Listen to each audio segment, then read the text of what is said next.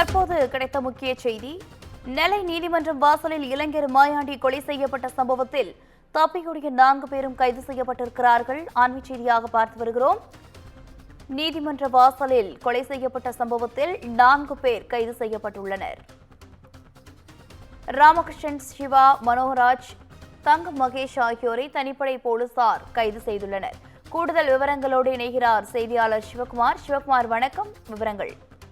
அதாவது நெல்லை மாவட்டத்துல குருணா பகுதியில் இருக்கிறது மாவட்ட நீதிமன்றம். இதுல மொத்தம் பாத்தீங்கன்னா உள்ள மகிழா நீதிமன்றம் உள்ளிட்ட எட்டுக்கும் மேற்பட்ட நீதிமன்றங்கள் இருந்துட்டு இருக்குது. பொதுவாக இந்த நீதிமன்றம் எப்பவுமே தேசிய நெடுஞ்சாலை பகுதியில் இருக்கிறதால அதிக அளவிலான ஆட்கள் நடமாட்டம், அதே மாதிரி போலீஸ் போக்குவரத்து எல்லாமே இருந்துட்டு இருக்கும். இந்நிலையில இன்று காலை என்னன்னு பாத்தீங்கன்னா, இன்று காலை நீதிமன்றம் தொடங்கின நிலையில கீரநத்தம் அப்படிங்கிற பகுதியை சார்ந்த ஒருவர் கொலை செய்யறாங்க. முதற்கட்டமா கொலை செஞ்ச சூழ்நிலையில போலீசாரை குறித்து விசாரணை செஞ்சப்போ மாயாண்டி அப்படிங்கிறவர் தான் கொலை செய்யப்பட்டிருக்கிறார் அப்படின்னு தெரிய வருது. இந்த இன்னைக்கு கொலை செய்யப்பட்ட மாயாண்டி மீது ஏற்கனவே 5க்கும் மேற்பட்ட கொலை முயற்சி, கொலை வழக்கு உள்ளிட்ட பல்வேறு வழக்குகள், 5 வழக்குகள் இருக்குது. இந்நிலையில அவர் இன்னைக்கு மகிழா கோர்ட்ல ஒரு பெண்ணை மிரட்டிய வழக்கு சம்பந்தமா இன்னைக்கு ஆஜராக வராரு. ஆஜராக வர நேரத்தில் மகிழா கோர்ட்டோட நீதிபதி இன்னைக்கு லீவ் அப்படிங்கிறதுனால என்ன பண்றாங்கன்னா, மாவட்ட உரிமையல் நீதிமன்றம் 2வது நீதிமன்றத்துல அவர் இன்னைக்கு ஆஜராகணும். அதன் அடிப்படையில் ஆஜராக வரும்போது அந்த வாசல்ல வைத்து 4 பேர் கொண்ட கும்பல் அவங்களை வெட்டி சாய்க்குது. வெட்டி சாய்ச்சதோடு இல்லாம கை, கால் ஆகியவற்றை தனித்தனியாக துண்டாக வெற்ற ஒரு கொடூரமான ஒரு சூழ்நிலை இங்கே காணப்பட்டது. இதனை அடுத்து அதாவது நீதிமன்ற வாசல்ல எப்பவுமே 20க்கும் மேற்பட்ட போலீசார்கள் பாதுகாப்பு பணியில் ஈடுபட்டு நிலையில கொலை போலீசார் முன்னால் நடந்திருக்கு, அதை கண்டிக்கல அப்படின்னு சொல்லி வழக்கறிஞர்கள் போராட்டம் செஞ்ச நிலையில வழக்கறிஞர்கள் ஒருத்தர் கார்த்திக் அப்படிங்கிறவர் என்ன பண்ணிருக்கிறாருன்னா, அந்த கொலை குற்றவாளி ஒருத்தரை பிடிச்சு போலீஸ் ஒப்படைச்சிருக்கிறாரு. ஒப்படைச்சதோட இல்லாம கொலையாளிகளை உடனடியாக கண்டுபிடிக்க வாய்ப்பு இருந்தும் போலீசார் கை கட்டி பார்த்துட்டு இருந்தாங்க அப்படின்னு சொல்லி போராட்டம் நடைபெற்றது. இதனை அடுத்து சம்பவ இடத்துல 100க்கும் மேற்பட்ட போலீசார் குவிக்கப்பட்டதோட தடயவியல் நிபுணர்கள் வரவைக்கப்பட்டாங்க. அதன் அடிப்படையில் என்ன பண்ணிருந்தாங்கன்னா, மாநகர கமிஷனர் ரூபேஷ்குமார் மீனா வந்தப்போ என்ன சொன்னாங்கன்னா, நாங்க மொத்தம் 3 தனிப்படைகள் அமைச்சிருக்கிறோம், கூடிய விரைவில் பிடிப்போம் அப்படின்னு சொல்லி தெரிவித்து ஏறத்தாழ 1 மணி நேரத்துக்குள்ள இந்த வழக்குல சம்பந்தப்பட்ட 4 பேரை கைது பண்ணியிருக்கிறாங்க.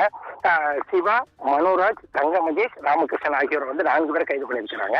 இதுல ராமகிருஷ்ணன் அப்படிங்கிறவர் சம்பவ இடத்திலேயே வழக்கறிஞர்கள் பிடித்து போலீசாரை ஒப்படைச்ச ஒரு நிலையில மீதம் இருக்க 3 பேரை கீழநத்தம் அப்படிங்கிற பகுதியில வச்சு கைது பண்ணியிருக்கிறாங்க. கைது பண்ணதோடு இல்லாம அவங்க சென்ற காரை பறிமுதல் செஞ்சு அதுல இருந்த துப்பாக்கி உள்ளிட்டவைகளை பறிமுதல் செஞ்சிருக்கிறாங்க. தற்போது அவர்கள் பாளையங்கோட்டை காவல் நிலையத்தில் தாலுகா காவல் நிலையத்தில் அழைத்து செய்யப்பட்டிருக்கிற நிலையில இந்த வழக்கு குறித்த பல்வேறு திடுக்கிடும் சம்பவங்கள் வெளியே வந்திருக்கு. எப்படின்னு பாத்தீங்கன்னா, கடந்த 6 மாதங்களுக்கு முன்பு அதாவது 6 மாதங்களுக்கு முன்பு ஒரு பஞ்சாயத்து வார்டு உறுப்பினர் ஒருத்தர் கொலை பண்றாங்க. யாரும் பாத்தீங்கன்னா, அதாவது ராஜாமணி அப்படிங்கிறவரை கொலை செய்யறாங்க. இந்த கொலையில பதிலடியாகத்தான் இந்த மாயாண்டி கொலை பண்ணியிருக்கிறாங்க.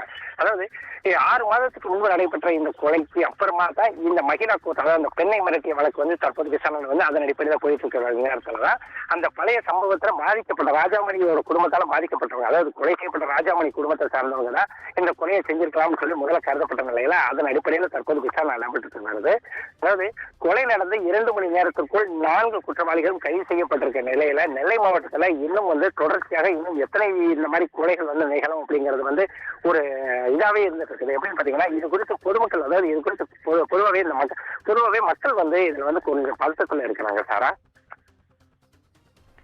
விவரங்களுக்கு நன்றி சிவகுமார்.